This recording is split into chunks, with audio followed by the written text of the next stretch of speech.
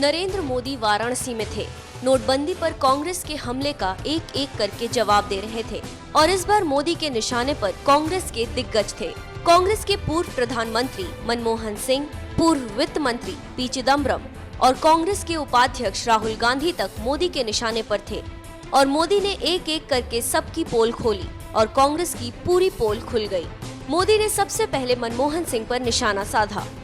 और कुछ लोग विरोध करने में इतना अपना संतुलन खो देते हैं, मैं तो हैरान हो जाता हूं। इन दिनों अब इस पर तो बोल नहीं पाते, कह नहीं सकते कि काला धन नहीं है, कह नहीं सकते कि भ्रष्टाचार नहीं है, ये भी नहीं कह सकते कि जाना नहीं चाहिए। तो लेकिन कुछ भी बोलना है तो क्या बोले, लेकिन बोलने में ऐसी गड़बड़ करते हैं, ऐसी गड़बड़ करते हैं। अब बताइए, हमारे पूर्व प्रधानमंत्री, जब मैं कह रहा हूं भाई समय की मांग है, बदलाव आना चाहिए। अब एक जमाना था चांदी का रुपया होता था, वही करेंसी में चलता था।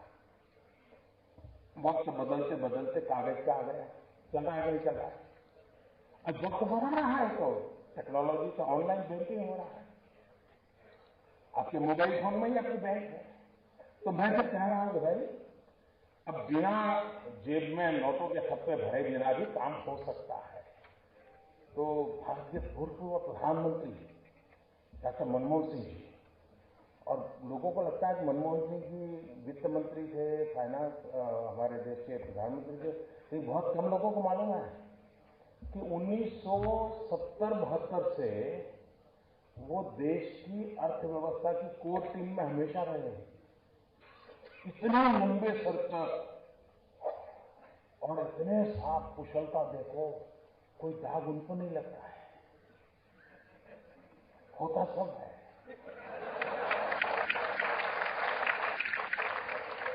उन्होंने अभी ऐसा कहा, जब मैं कैशलेस की बात करता हूं, उन्होंने कहा कि जिस देश में 50% लोग गरीब हो, वहां ये टेक्नोलॉजी वगैरह कैसे हो सकता है। अब मुझे बताओ भाई, ये वो अपना रिपोर्ट कार्ड दे रहे हैं कि मेरा दे रहे हैं?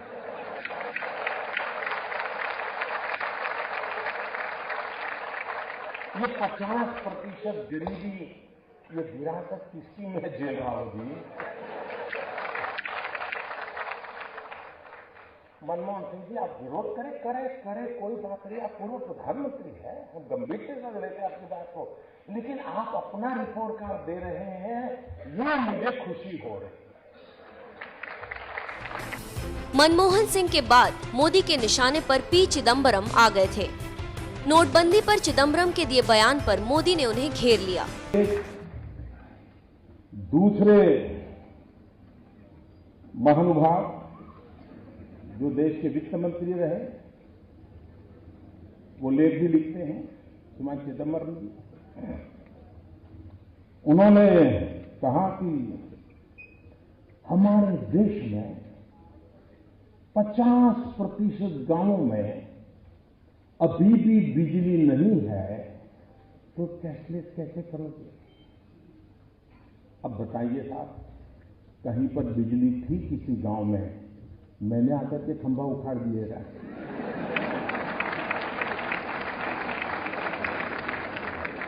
क्या मैंने आकर के पास काट दिया था?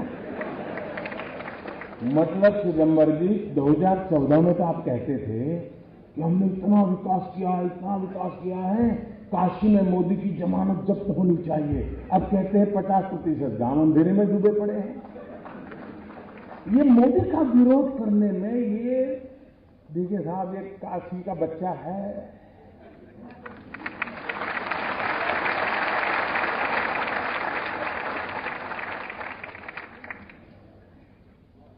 काशी की जनता ने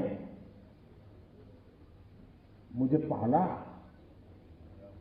पोषा, और इसलिए इस पवित्र धरती के आशीर्वाद है कि इधर से हो उधर से हो, तुमसे सच निकलवा के ही रहेगा।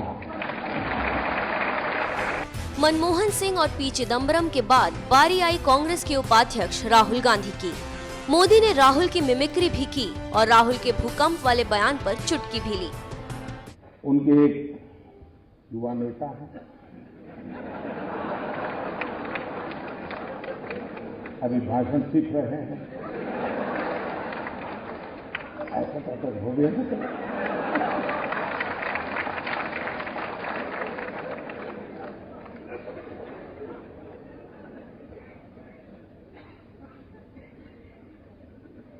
जब से उन्होंने बोलना सीखा है और बोलना शुरू किया है, मेरी खुशी का कोई पार नहीं है।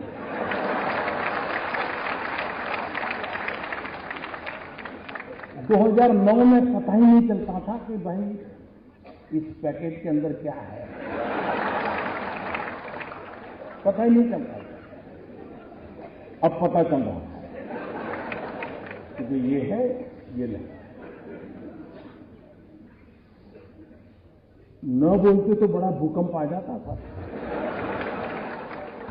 और देश को इतना बड़ा भूकंप झेलना पड़ता, ये देश 10 साल तक उभर नहीं सकता था।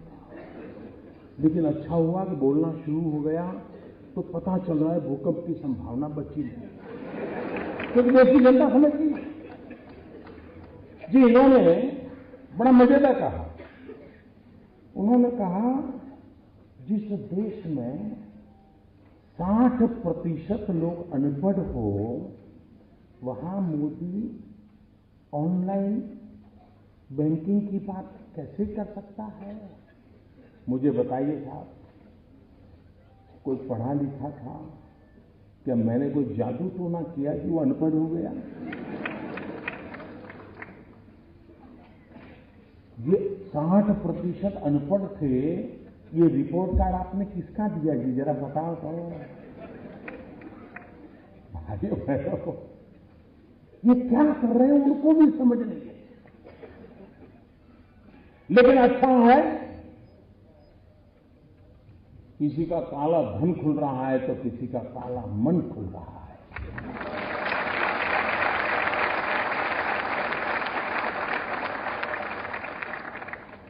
लेकिन देश साफ सुथरा होकर के, स्वच्छ होकर के सोने की तरफ तप करके निकलेगा, इस विश्वास के साथ में लगा।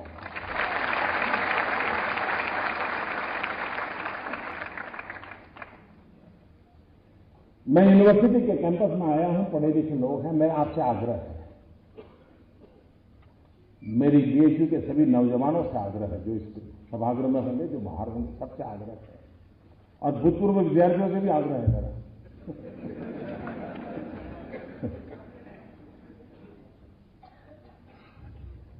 काला धन, भ्रष्टाचार की सफाई तो हो, लेकिन फिर से पनपे नहीं, इसकी भी व्यवस्था होनी चाहिए। इसमें मुझे आपकी मदद चाहिए, पढ़े लिखे नौजवानों, और वो मदद चाहिए कि हम ऑनलाइन बैंकिंग की और लोगों को तैयार करें। अब चाहे मोबाइल फोन से भी पेमेंट देकर के किया जा सकता है, चाहे मोबाइल फोन से पेमेंट लेकर के बेचा जा सकता है। हर चीज संभव है। आपके मोबाइल फोन में ही आपकी बैंक है। अगर आपका बैंक में खाता है, आप आराम से उसको ऐप को डाउनलोड करके कारोबार चला सकते हैं। हम जितना ज्यादा ये करेंगे, ये नोटों का खेल बंद होना शुरू हो जाएगा। और इसलिए भ्रष्टाचार, काले धन के खिलाफ की लड़ाई हमको जीतनी है। जाली नोट, उसको तो 8 नवंबर को ही उसको दफना दिया गया।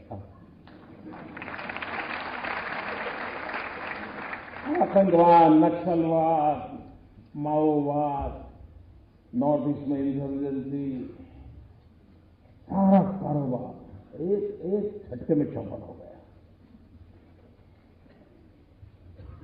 बहुत बड़ी मात्रा में नक्सल लोग आजकल सरेंडर करने लगे हैं, क्योंकि खिलाएगा कौन? पुरानी नोट तो चलती नहीं है। भाइयों बहनों,